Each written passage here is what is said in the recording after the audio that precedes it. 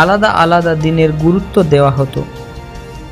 হিন্দুদের কাছে মঙ্গলবার, শনিবার বিশেষ দিন, মুসলিমদের কাছে শুক্রবার জুম্মার দিন।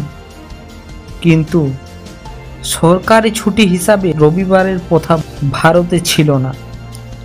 সাধারণ মানুষ সপ্তাহে 7 দিনে কাজ করত।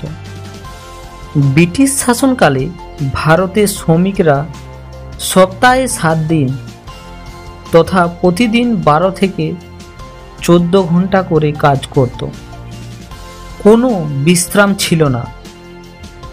এই অন্যায়ের বিরুদ্ধে 1843 সালে শ্রমিক নেতা নারায়ণ মেঘাজি লোখণ্ডে রবিবার ছুটির দাবি তোলেন। বহুদিনের আন্দোলন, মিছিল ও প্রতিবাদের পর অবশেষে ব্রিটিশ সরকার রবিবারকে শ্রমিকদের বিশ্রামের দিন হিসাবে স্বীকৃতি দেয়। তখন থেকেই ভারতবর্ষে রবিবার সরকারি ছুটি হয়ে যায়। আজকের দিনে রবিবার ছুটি কেবল ধর্মীয় কারণ নয়, বরং সামাজিক ও মানসিক স্বাস্থ্যের জন্য অত্যন্ত জরুরি। একটানা 6 দিন কাজ করার পর মানুষের দেহ ও মন ক্লান্ত হয়ে পড়ে।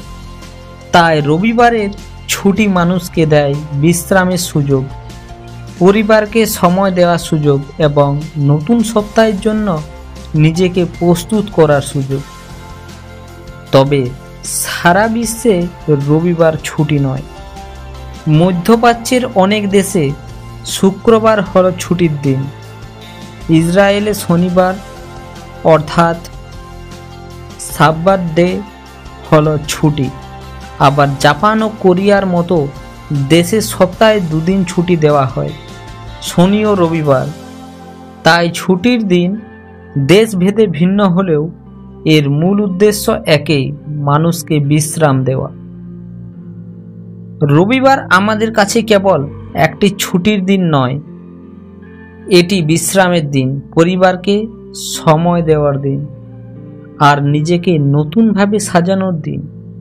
ইতিহাস থেকে ধর্ম, ধর্ম থেকে সমাজ, এইভাবে রবিবার আজ আমাদের জীবনের অপরিহার্য অংশ হয়ে উঠেছে। যদি এই ভিডিওটি আপনাদের ভালো লেগে থাকে বা এই তথ্য আপনাদের কাছে ভালো লেগে থাকে তো অতি অবশ্যই এই চ্যানেলটিকে সাবস্ক্রাইব করে রাখবেন। এই রকমই ইন্টারেস্টিং এবং শিক্ষামূলক ভিডিও পাওয়ার জন্য আমাদের এই চ্যানেলটিকে সাবস্ক্রাইব করে রাখবেন এবং বেল আইকনে ক্লিক করতে ভুলবেন না, কারণ সবার আগে এই ভিডিও দেখার জন্য। তো চলুন, টাটা, বাই বাই। আবার দেখা হবে এই রকম আরেকটি ভিডিও নিয়ে। ততক্ষণকে সবাই সুস্থ থাকবেন, ভালো থাকবেন।